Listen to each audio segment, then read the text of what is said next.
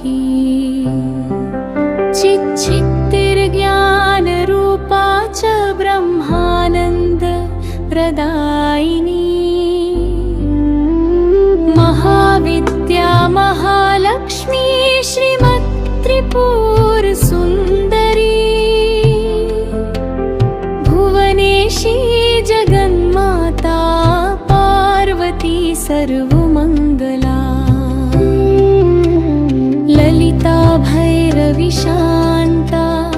अन्नपूर्णा कुलेश्वरी, वाराही छिन्नमस्ता च तारा काली सरस्वती,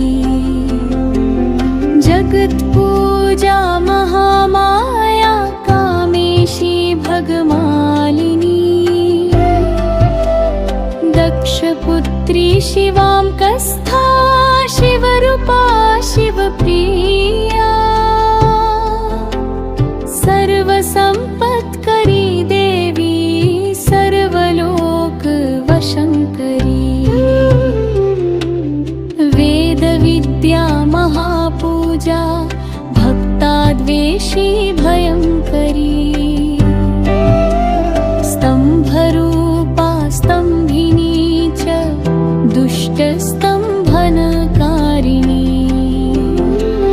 भक्तह्रिया महाभोगा श्रीविद्या ललिताम्बिका, मेनापुत्री शिवानन्दा मातङ्गी भुवनेश्वरी, नारसिंही नरेन्द्रा च नृपाराध्या नरोत्तमा, नागिनी नागपुत्री च